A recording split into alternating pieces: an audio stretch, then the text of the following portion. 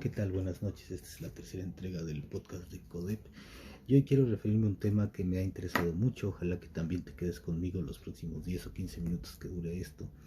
Y lo bauticé como retórica de la felicidad. Es un tema que llevo un rato analizando, unos 10 años, ¿no? Y que poco a poco lo he ido aterrizando, ¿no?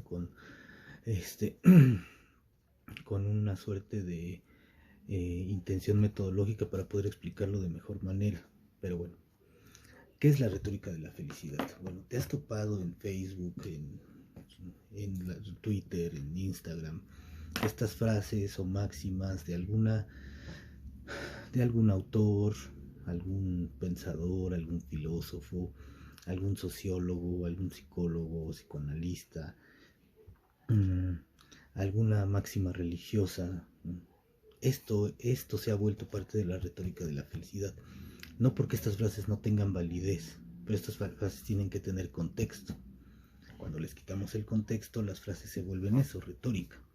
Pero para empezar, ¿qué es la retórica? Y aquí encontré dos definiciones que me parecen muy afortunadas y son muy simples de encontrar.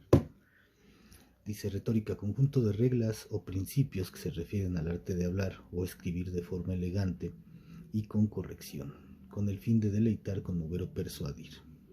Disciplina que estudia la forma de las propiedades de un discurso. La retórica es una disciplina que estudia y sistematiza el lenguaje utilizado en los diferentes campos de conocimiento, permitiendo que la comunicación en cada ámbito consiga los objetos que se plantea, tanto como comunicativos como estéticos.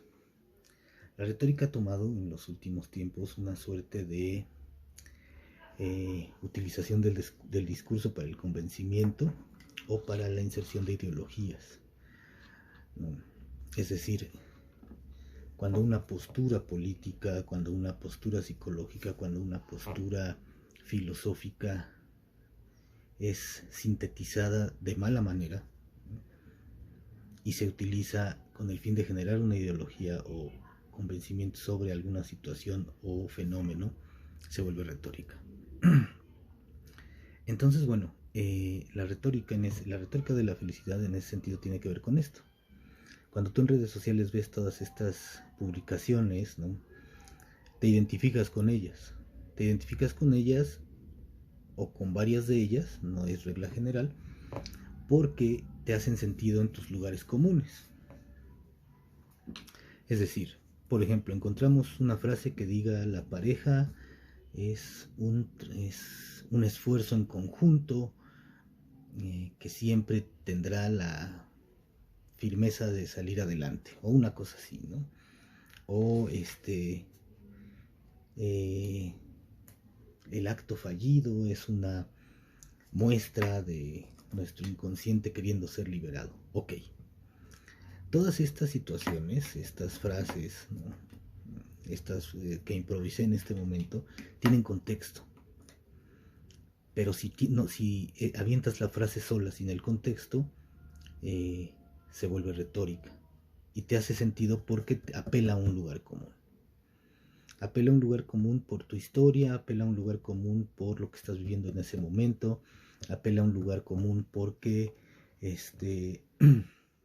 porque te identificas con ello. Y eso no está mal. Lo que pasa con la retórica de la felicidad, o en este sentido estas muestras de retórica de la felicidad, es que se van conjuntando entre ellas y se van haciendo discursos que empiezan a tener poco sentido o ser vacíos.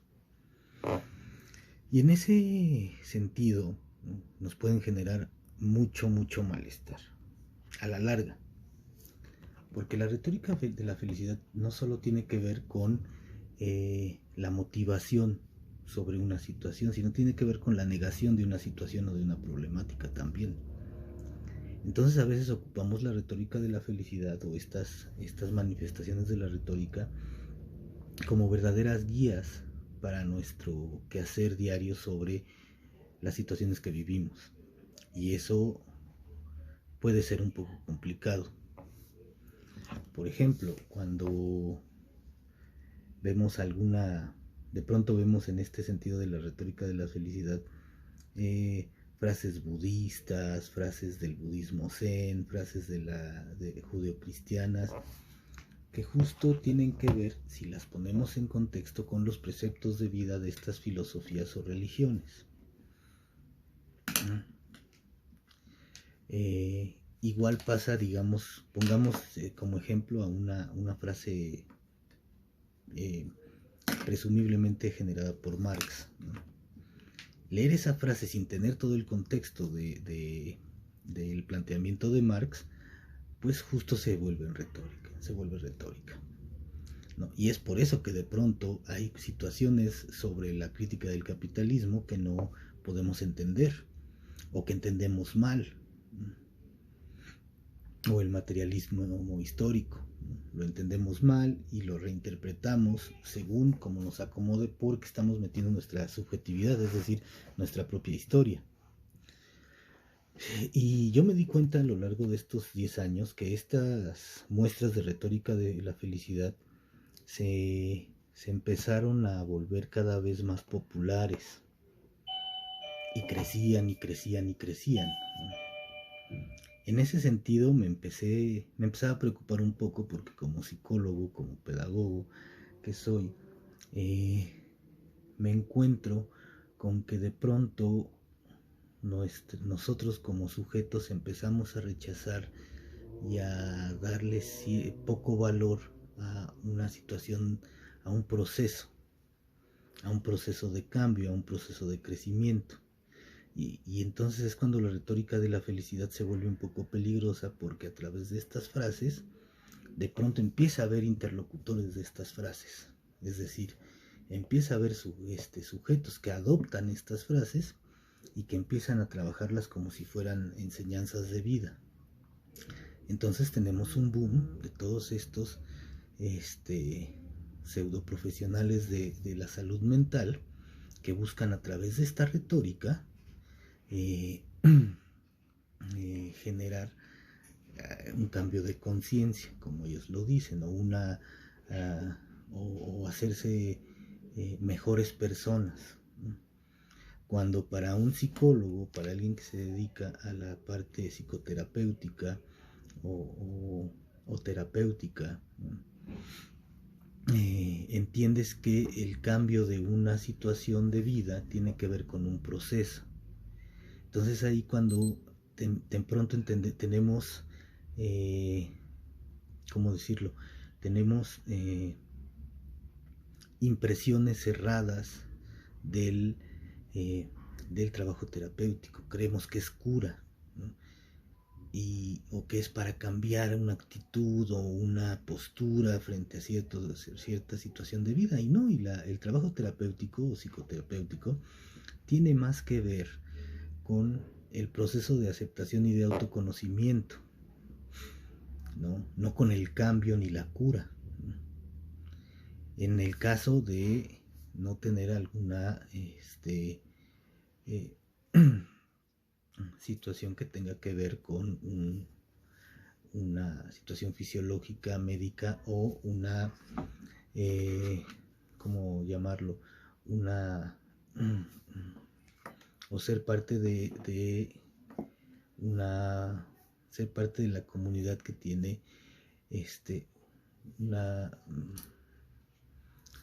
le llamamos discapacidad, pero en realidad son una neurodiversidad. Perdón, me tardé un poquito en esto, pero bueno, si no pertenecemos hacia una neurodiversidad, un trabajo psicoterapéutico tiene que ver con el autodescubrimiento, y tiene que ver también con la aceptación y el generar una serie de herramientas para que tú decidas si vas a tener cierta postura o no sobre una situación. Y eso es interesante, porque al insertar la retórica de la felicidad a nuestro quehacer diario, empezamos a ver cómo se manifiestan una serie de situaciones en personas que quizá conozcas, quizá no, pero que pareciera ser que siempre están bien, y que siempre estamos bien con ellas, y que siempre están bien con el mundo. Y eso genera un contrapunteo, porque en una situación humana real, pues no siempre estamos bien con el mundo, no siempre estamos bien con el otro, no siempre estamos bien con nosotros mismos. Y la diferencia de la retórica de la felicidad frente a un proceso terapéutico tiene que ver con eso. Aceptar que no siempre estamos bien con todo. Y aceptar que algunas veces no vamos a estar bien nunca con algunas cosas, o con algunas personas, o en algunas situaciones. Y trabajar en ello, ¿no? Trabajar desde la tolerancia, desde la no aceptación, desde el rechazo completo, ¿no? Pero también trabajar tu parte de la tolerancia, de el entender que eres un sujeto que vive entre más sujetos y que esas interacciones pueden provocar aprendizajes o no. Y la retórica de la felicidad nos los está quitando. Nos los está quitando porque de pronto estas, digamos, cosas que empezaron con frases se volvieron videos, y luego estos videos se volvieron personas, y luego estas personas se volvieron líderes de opinión. Y entonces cuando estas personas se vuelven líderes de opinión y nos dicen cómo vivir, creemos que ellos viven también bien y que ellos son, y los ponemos en una suerte de peldaños morales y de situaciones morales exacerbadas frente a nosotros, es decir, ellos son mejores que nosotros y tenemos que ser como ellos para ser una mejor persona. Y olvidamos toda esta parte que tiene que ver con el desarrollo propio a partir de la aceptación de uno. Entonces eso es un poco complicado y peligroso y nos cuesta mucho trabajo a los psicólogos lidiar con eso. Porque uno se encuentra con pacientes que traen insertado este discurso de retórica de la felicidad porque les acomoda para no confrontar la realidad como la tienen que confrontar. La realidad implica frustración, implica enojos, implica también tener expectativas que se cumplan y que no se cumplan. Y esta retórica de la felicidad genera que no te hagas responsable, ¿no?, de las situaciones que te están pasando y que siempre responsabilices el contexto o la situación. No digo que el contexto no sea en algunos sentidos muy importante para una situación de vida, ¿no?, o para el escalafón social. Claro que es importantísimo y es casi siempre hay que tomarlo en cuenta, ¿no? Pero la retórica de la felicidad lo que hace es justo niega y pone en una suerte de sombra toda esta situación y no nos deja avanzar y analizar por qué estamos viviendo lo que estamos viviendo.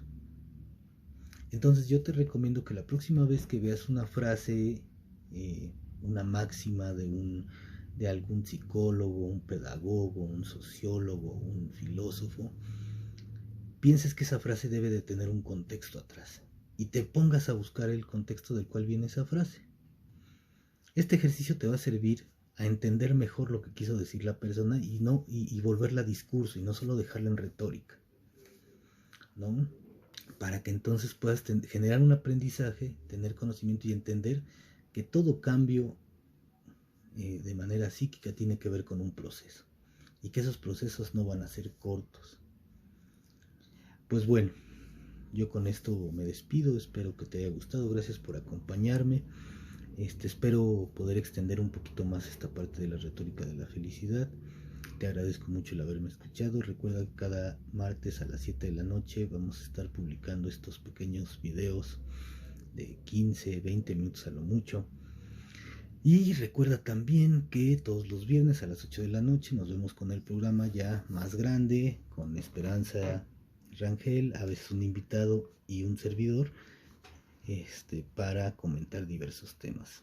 Recuerda visitar nuestras páginas para ver los cursos y los talleres que te podemos ofrecer, que tienen que ver con el desarrollo personal y el desarrollo psíquico, más que con volverte una buena persona o mejor persona, ¿no? Yo te agradezco mucho. Esto fue Codep el Podcast. Nos vemos en la próxima entrega. Gracias.